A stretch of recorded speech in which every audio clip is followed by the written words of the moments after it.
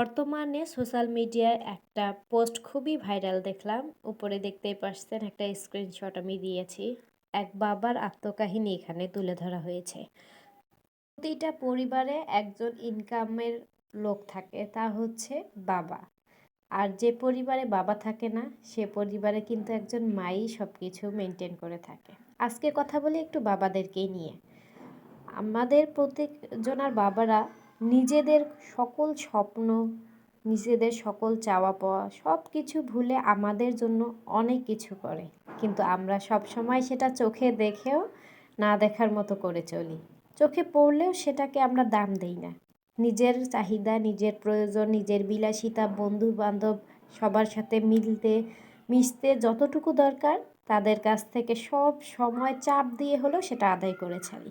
কিন্তু দিন শেষে দেখা যায় যাদের জন্য আমরা এত কিছু করছি তারা কেউই থাকে না। যে মানুষটা তার সর্বস্ব বিলিয়ে দেয় সেই শুধু পাশে থাকে। আর একদিন যখন আমরা আমাদের সাফল্যে পৌঁছতে পারি, তখন দেখা যায় সেই কষ্ট করা মানুষটার মুখে আর হাসি ফোটানোরও হয়তো সময় থাকে না। আমরা মেয়েরা হয়তো বাবার বাড়ি থেকে স্বামীর বাড়িতে যাই, সেখান থেকে সব মেয়েরা চাইলেও কিন্তু বাবা মায়ের মুখে হাসি ফোটাতে পারে না। আবার যারা ইনকাম করে তারাও পারে না। আসলে কি বলেন তো, যখন যেটার সময় তখন সেটাকে সেই মুহূর্তে এনজয় করা উচিত। আমরা যদি আমাদের বাবা মার সাথে থাকা সময়ে তাদের কষ্ট, তাদের শ্রম, তাদের চাওয়া পাওয়ার মূল্যটা যদি দিতে পারতাম, তাহলে হয়তো সন্তানেরা আমরাও ভালো থাকতাম, আমাদের বাবা মারও অন্তত কষ্টটা কম হতো। আমার বাবার নিয়ে একটা কথা বলে যাই।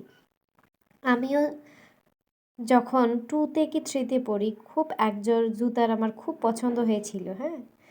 তখন কিন্তু বলা মাত্রই আমার বাবা আমাকে কিনে দিয়েছিল ওই জুতাটা। আমার আজও কথাটা খুব মনে পড়তেছে এই পোস্টটা দেখার পর। কিন্তু এই যে দেখলেন না, এক বাবার পিছনের আত্মকাহিনী আমাদেরকে হাসি খুশি রাখার জন্য তার নিজের জুতাটা যে ছিঁড়ে গিয়েছে সেটাই সে ভুলে গিয়েছিল। কিন্তু তারপরেও মুখে ছিল এক রাশ হাসি। আমার বাবারও জুতাটা ওরকম একদিক থেকে ক্ষয়ে গিয়েছিল, কিন্তু বারবার ছিঁড়ে যাওয়ার পরেও সেই জুতাটা সেলাই করে পরতো। এখন সেটা বুঝি, সেই জুতাটা তার কষ্ট হলেও পরতো শুধু আমাদেরকে হাসি মুখটা ফিরিয়ে দেওয়ার জন্য। আজ এখন যদি একটু সামর্থ্য হয়ে থাকে একটা কিছু করার, কিন্তু তাকে তো আর পাই না। ওই জিনিসটা দেওয়ার মতো তো আর সৌভাগ্য হয় না।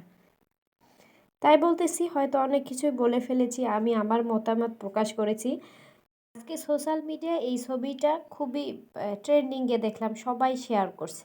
কিন্তু যখন সোশ্যাল মিডিয়া ছিল না তখন কি বাবা মারা কষ্ট করে নাই? তখনও কিন্তু করেছে। তখন এভাবে উঠে না আসলেও কি আমরা সন্তানেরা বুঝতাম না? আসলে কি বলেন তো, সোশ্যাল মিডিয়া হোক বা আর অফলাইন অনলাইন যেটাই বলেন না কেন, বাবা মার কষ্ট সেটা কিন্তু কষ্টই।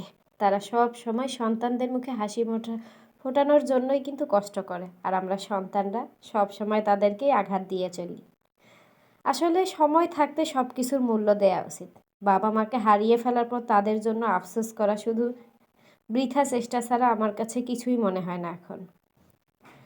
সবাই ভালো থাকবেন, সুস্থ থাকবেন, আর আমার বাবার জন্য দোয়া করবেন। যারা এই দুনিয়া ছেড়ে চলে গিয়েছে সকলের জন্য দোয়া করবেন। আল্লাহ হাফেজ।